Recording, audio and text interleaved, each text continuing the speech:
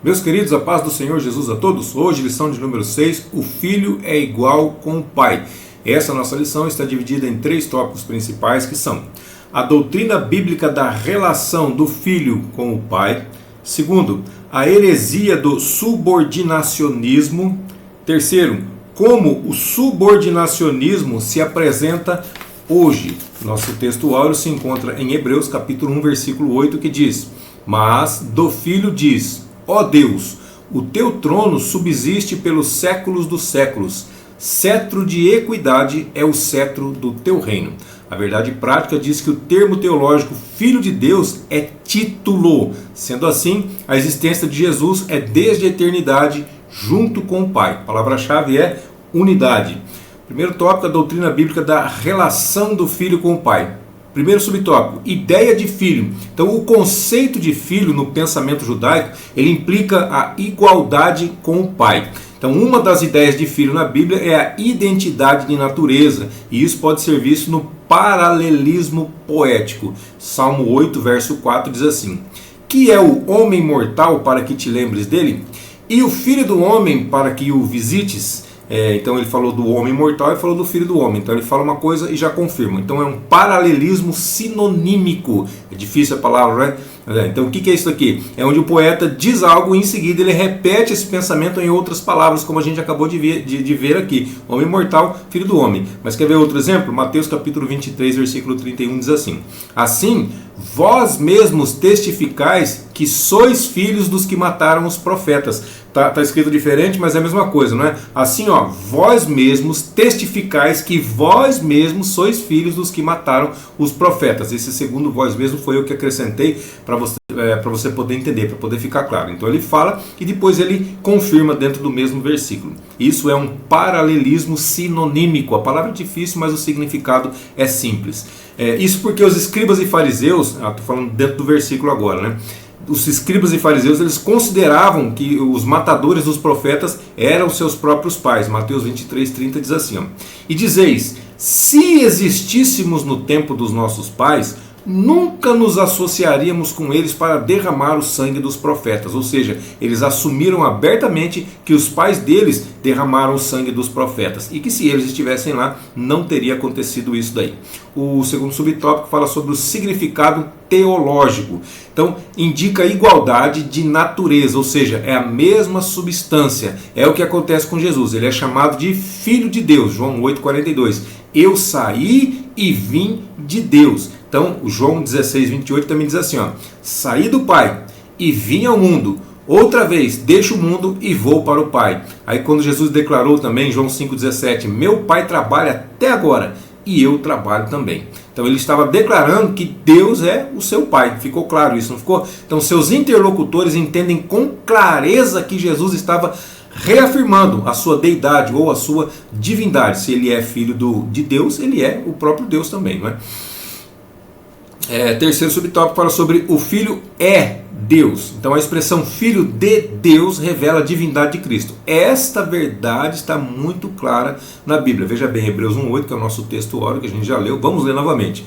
Mas do Filho diz, ó Deus, peraí, quem que é o Filho? O Filho não é Jesus? Então está dizendo, ó, do Filho, quem é o Filho? Jesus. Então dele está dizendo, ó Deus, você já está chamando ele de Deus aqui. O teu trono subsiste pelos séculos dos séculos. Então sempre existiu. Cetro de equidade é o cetro do teu reino. Ó, equidade, justiça é o cetro do reino de Jesus. Então o texto acima é uma citação direta do Salmo 45, versos 6 e 7. Olha o que diz nesse salmo aqui, ó. O teu trono, ó Deus, é eterno e perpétuo. O cetro do teu reino é um cetro de equidade. Tu amas a justiça e aborreces a impiedade. Por isso, Deus, o teu Deus, opa, falou 2 deuses aqui, te ungiu com óleo de alegria mais do que a teus companheiros. Prestou atenção? Pegou? Então, ó, está falando que Jesus é Deus e está falando que Deus o ungiu com óleo de alegria. Então, peraí, o Deus do versículo 7 está ungindo o Deus do versículo 6, é isso aí que está dizendo? Então isso é intrigante, não é verdade? Com certeza, mas a Epístola aos Hebreus, ela traz a explicação e revela que Deus, nessa passagem, é uma referência a Jesus, que é o que a gente acabou de ler aqui de Hebreus 1 e 8, né? Mas do Filho diz: ó Deus, o teu trono subsiste pelos séculos dos séculos. O resumo desse tópico diz que a doutrina bíblica mostra a relação de unidade entre Deus Pai e seu Filho unigênito.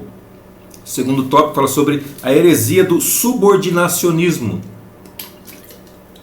O que é subordinacionismo? Vamos aqui, primeiro subtópico, a gente já vai falar dele.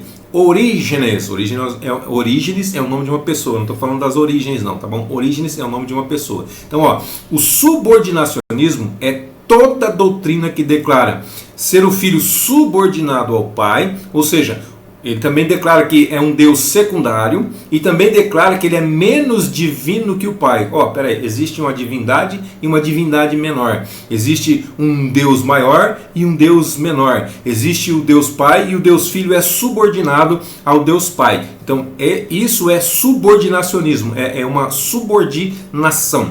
Primeiro, aqui os outra palavra difícil aqui. Os monarquianismo dinâmicos, ou também chamados de acionistas, e também os arianistas, eles são os principais representantes dessa heresia. Que heresia? O subordinacionismo, ou seja, um inferior ao outro. Mas tem um camarada aqui, que é o subtópico que nós citamos, Orígenes, que de 185 a 254, o período que ele viveu aqui, ele foi o principal mentor desse subordinacionismo, dessa heresia aqui. Então existe, ele tem uma vastíssima obra, uma produção literária e também muito complexas, que de acordo que elas são contrárias à ortodoxia da igreja, aos ensinos da igreja. E olha só, ele tem muitos escritos, vários escritos, como também ideias neoplatônicas, obscuras, de modo que desde a antiguidade os estudiosos do assunto eles estão divididos. Dentro do mesmo Orígenes, dentro do conhecimento do mesmo Orígenes, dentro dos seus escritos, as pessoas se dividem também em grupos. Orígenes ele exerceu uma grande influência no Oriente por mais de 100 anos. Nas controvérsias lá no concílio de Nicéia, havia as pessoas que apoiavam Ário e havia as pessoas que apoiavam Alexandre. Olha só, usando Orígenes como base. Então eles usavam Orígenes como base para apoiar o Ário e também usavam Orígenes como base para apoiar Alexandre. Havia uma divisão dentro do próprio conceito de Orígenes. E Alexandre era opositor de Ário também, é sabido disso, né? Também se baseando no mesmo Orígenes. Então, segundo seus críticos, a trindade defendida por ele era subordinacionista, ou seja, existia uma trindade, só que o Pai era o principal, o Filho era subordinado ao Pai e o Espírito Santo subordinado ao Filho. É assim que ele fala. Porém, a Bíblia ela revela a igualdade das três pessoas da trindade, a igualdade, Pai, Filho e Espírito Santo no mesmo nível, no mesmo patamar. Mateus 28:19, portanto, ide, fazer discípulos de todas as nações, batizando-as em nome do Pai, e do Filho e do Espírito Santo. Três deuses? Não, três pessoas de um mesmo Deus. Segundo aos Coríntios 13:13, a graça do Senhor Jesus Cristo, o amor de Deus e a comunhão do Espírito Santo seja com todos vós. Amém. Então aqui fala das três pessoas da Trindade, mas de um único Deus. Eu não vou explicar isso novamente, porque em lições anteriores, e não é nenhuma só, várias outras lições anteriores a gente já falou sobre a Trindade. Então você deve estar sabendo, já deve estar na ponta da língua isso daí. O segundo subtópico, aliás, também a gente pode mudar a bênção apostólica, a gente pode mudar as posições, porém não pode mudar o que cada um faz, tá? Cada um tem a sua função, não tem? Então, de Jesus veio a graça, não veio? Então eu posso começar com a graça do Senhor Jesus? Posso. Eu posso começar com o amor de Deus? Posso, não tem problema fazer essa inversão, mas eu não posso falar a graça de Deus, o amor de... A gente não pode falar isso aí, isso aí eu estou fazendo mudança, isso aí eu estou sendo herético se eu fizer isso aí. Então eu começo a graça do Senhor Jesus, ou eu começo com o amor de Deus, ou eu começo com a comunhão do Espírito Santo, não importa. O que é importante é, a graça está ligada a Jesus, através de Jesus veio a graça. O amor está ligado a Deus, João 3,16, porque Deus amou o mundo de tal maneira, não é isso? Então o amor está ligado a Deus e a comunhão está ligada ao Espírito Santo. Então isso eu não posso mudar. A ordem dos fatores não vai inverter o produto, porém eu não posso mudar essa parte aí, tá? A graça de Jesus, o amor de Deus e a comunhão do Espírito Santo.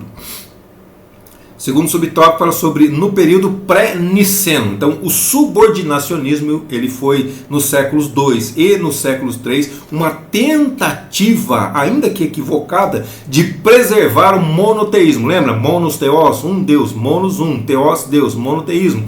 Mas que negou a divindade absoluta de Jesus. A intenção no princípio era boa, ele queria preservar a identidade de um único Deus, então teve uma boa intenção, porém foi algo equivocado, acabou criando uma heresia. Então eles consideravam Cristo como filho de Deus, só que inferior ao Pai. Eles afirmavam que o próprio Cristo declarava sua inferioridade, realmente a Bíblia fala sobre isso, mas eu vou explicar já para você o porquê.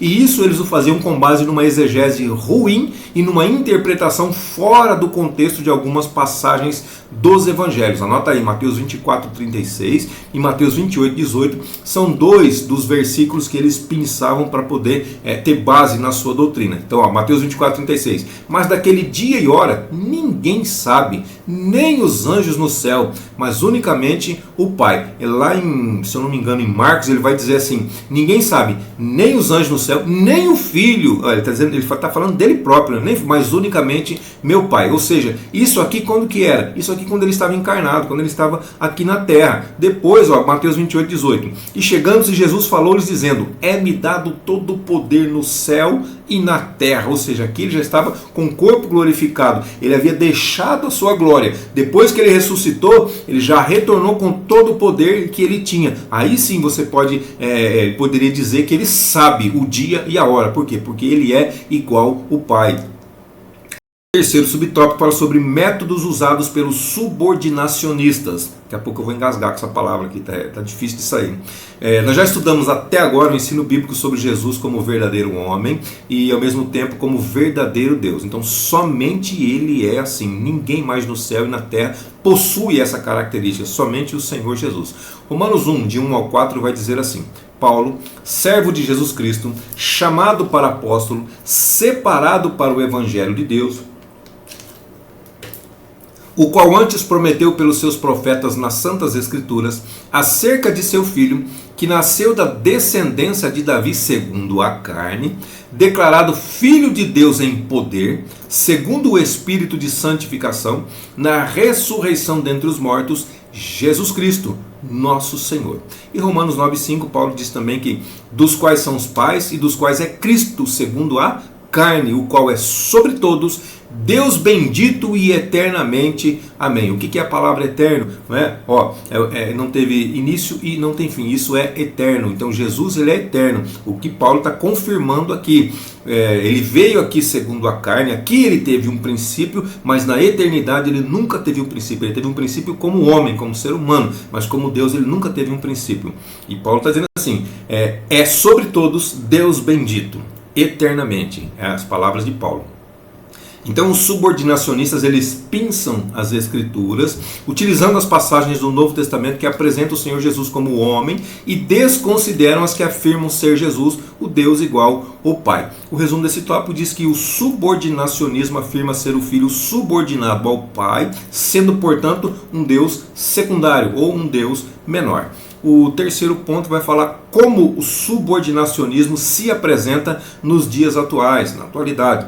Primeiro subtópico. No contexto, se você ler nos comentários, vai estar escrito certinho o que é aqui, tá bom? Aqui eu não vou falar um nome por conta de intolerância religiosa, que a internet está perigosa hoje. Então, no contexto de um determinado grupo, eu vou falar dessa forma. Pode ser que grupo que é esse?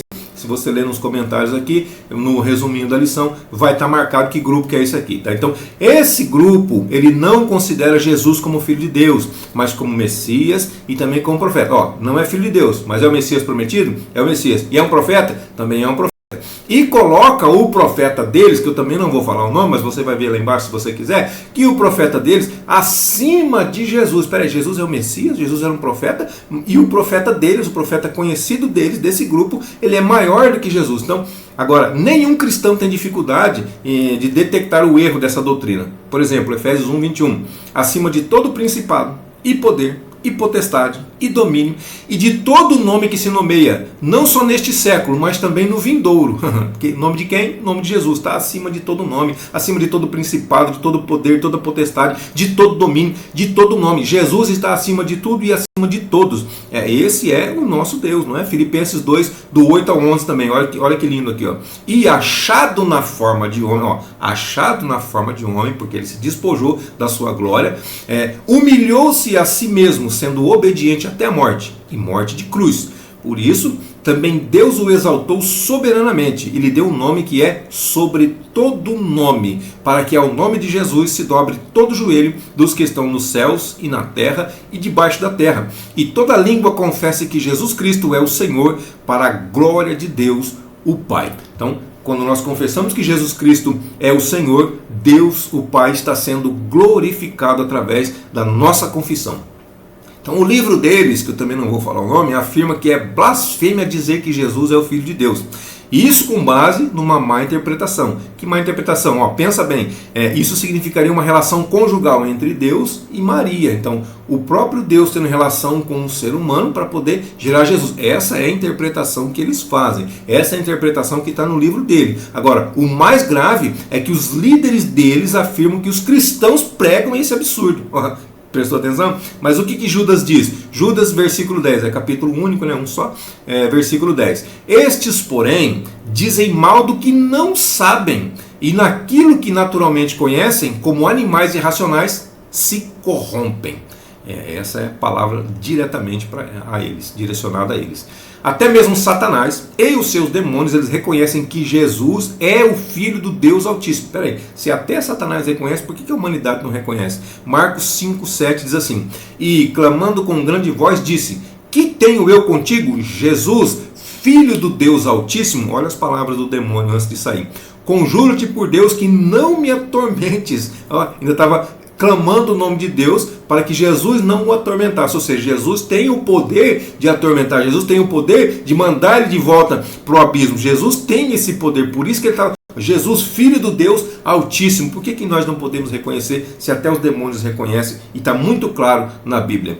Então a expressão Filho de Deus no Novo Testamento, ele significa a sua origem e também a sua identidade. Então João 8,42 vai dizer assim: disse-lhes, pois, Jesus: se Deus fosse o vosso Pai, certamente me amaríeis, porque eu saí e vim de Deus, não vim de mim mesmo, mas Ele me enviou. Então, peraí, se Ele me enviou, eu sou filho dele. E se vocês estão dizendo que vocês são filhos dele, vocês também me amariam, se realmente vocês fossem filhos dele, porque nós seríamos verdadeiramente irmãos, o que na verdade não estava acontecendo aqui, porque eles estavam arrumando problema com Jesus.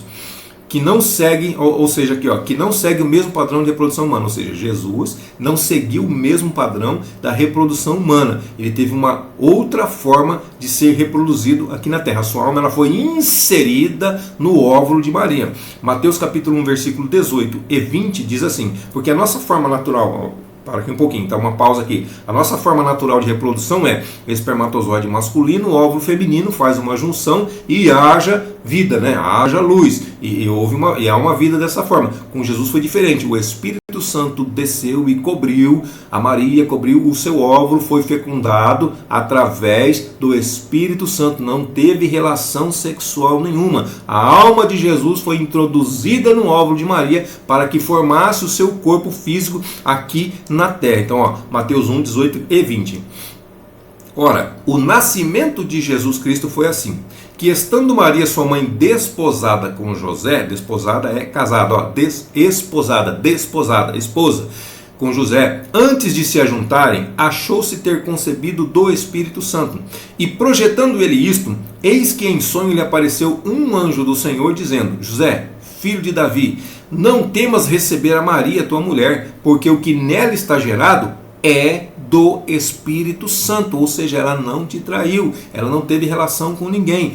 foi gerado nela através do Espírito Santo. Quer mais um? Lucas 1:35 diz assim: e respondendo o anjo, disse-lhe: descerá. Maria perguntou: mas como que vai ser isso? Como que eu vou gerar uma criança dentro do meu ventre se eu não conheci homem algum, se eu não tive relacionamento com nenhum homem?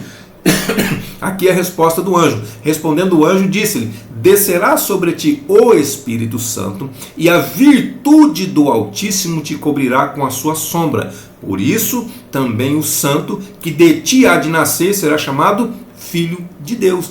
Então, não é filho de Deus porque Deus teve relação com Maria. Não, porque veio de Deus e foi gerado em Maria. Por isso que é chamado de Filho de Deus. A partir desse momento ele é chamado Filho de Deus. Quando estavam todos no céu, não tinha essa separação de nomes. Segundo subtópico, o movimento, não vou falar o nome também novamente, tá? O movimento de um outro grupo, mas que vai estar na descrição do vídeo, você pode ler, que vai estar certinho escrito ali, tá? Então, esse grupo, ele confessa publicamente que crê na existência de vários deuses.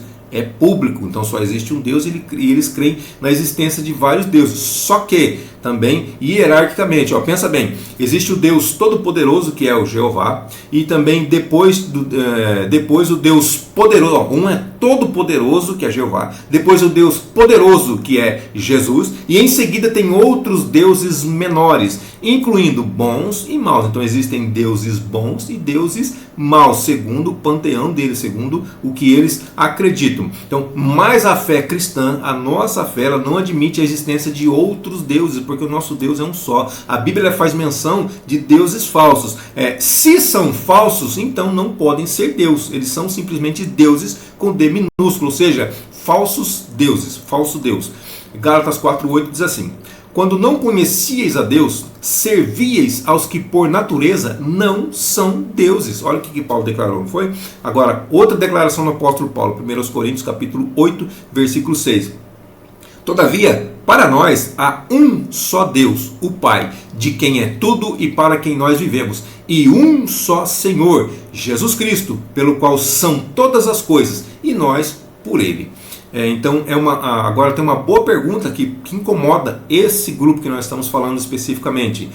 A pergunta é: Jesus Cristo é uma divindade falsa ou verdadeira? Olha a pergunta. Se a resposta for positiva, automaticamente eles estão reconhecendo a divindade de Jesus e também a Trindade. Agora, se a resposta for negativa, eles estão admitindo que são seguidores de um falso Deus. Simples assim. O resumo desse tópico diz que o subordinacionismo se apresenta no contexto de dois grupos distintos, que nós não falamos o nome, mas como já dissemos, está aqui nos comentários. E a conclusão diz que o termo filho em relação a Jesus tem sido assunto de debate teológico desde o período dos pais da igreja. Então, desde o primeiro século, desde o princípio, desde a morte e ressurreição de Jesus, desde que Jesus saiu daqui da terra, há esse debate. Então, a interpretação bíblica que se faz é: Jesus é filho unigênito, não porque foi gerado, mas sim porque é da mesma substância do Pai. Amém, queridos? Deus abençoe sua vida, sua saúde, seu ministério, suas finanças, e até a nossa próxima aula, se assim Deus nos permitir.